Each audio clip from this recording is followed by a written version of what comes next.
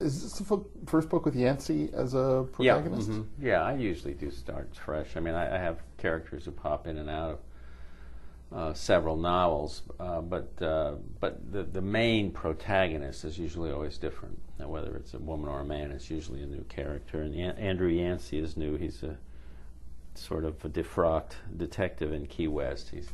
He had a personal problem involving a married girlfriend, and there was an incident, a public incident, in which he went after the husband, and now he's lost his detective job, and he's busted to roach patrol, which is just a local jargon for restaurant inspecting. You know, going into the kitchens and inspecting restaurants for vermins and insects, and it's not a lateral career move at all for him. And he dreams of getting his badge back, and this mystery falls into his lap, or in his freezer, as the case may be.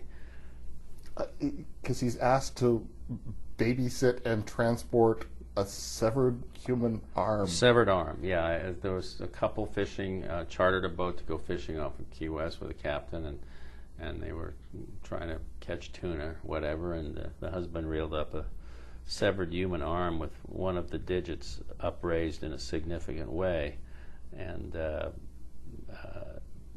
it became, in Key West, there is a sensitivity to among the Chamber of Commerce types to any kind of bad publicity that might scare tourists away. The BP oil spill was an example. It didn't happen in Key West, but there was this dread of tar balls washing up all the way from the Gulf of Mexico up where the spill was, and it really killed business for quite a time down there. So they're very sensitive to bad publicity, and a severed arm is never good publicity. Let's face it, there's no good spin you can put on it.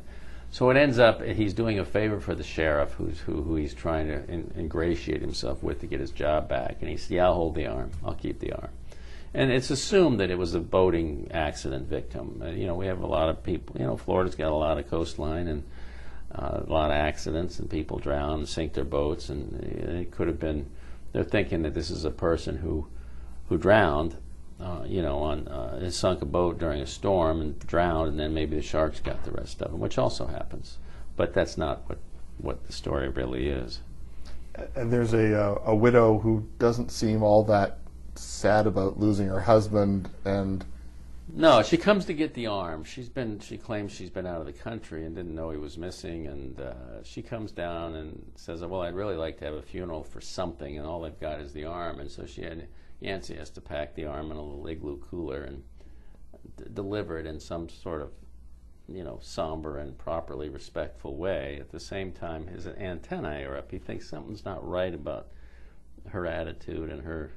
She's not laughing or giggling. I mean, she's upset that the arm. She has to confront the arm again, I guess.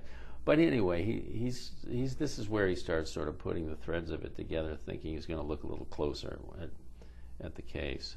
And all his bosses and everybody are saying, it's just an arm, just let it go and do your time on the roach patrol, and eventually you'll get your detective's badge back. But he's a little impatient. You don't want to wait.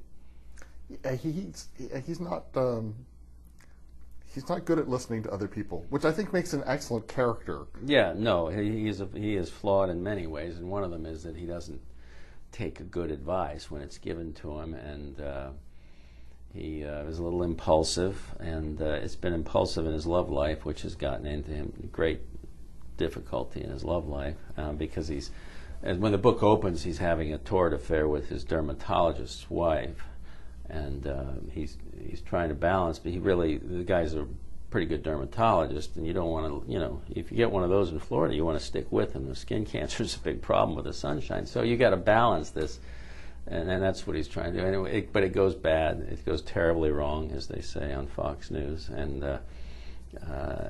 he's in sort of a personal spiral as this opens up. But he does see a glimmer of hope, and he's a cop at heart. I mean, he's a detective, so if something comes into his focus that he thinks is wrong, or he thinks there's a mystery that no one wants to solve, his instinct is to go solve it. I kind of like him as a character. He's a little ragged around the edges, and impulsive, but his instincts are good.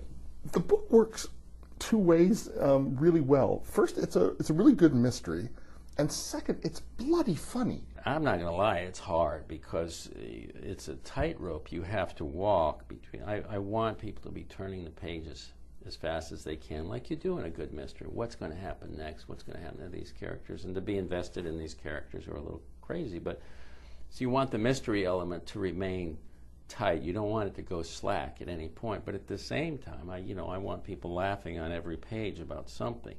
So you can't sit down and write a book like that as a conventionally structured and plotted thriller, because you don't give yourself enough slack for the humor. So you have to pace it in a way that the narrative tone is inherently funny and ironic. The point of view of just how things are described, and I do it in a kind of a matter-of-fact way, which in South Florida and the Bahamas, I mean, they won't see it as anything extraordinary. A normal person would be appalled at some of this, but not to us.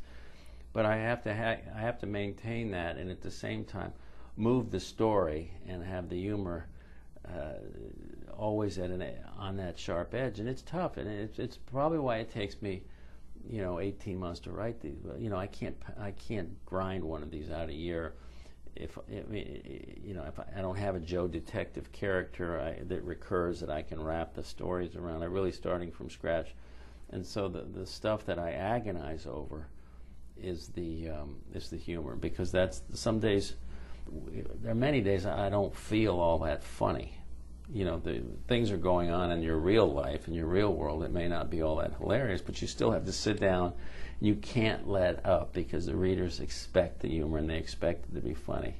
So you can't let off, and those are the hard days. The book is Bad Monkey, a novel. I've been speaking with the author Carl Hiaasen, and Bad Monkey, published by Knopf.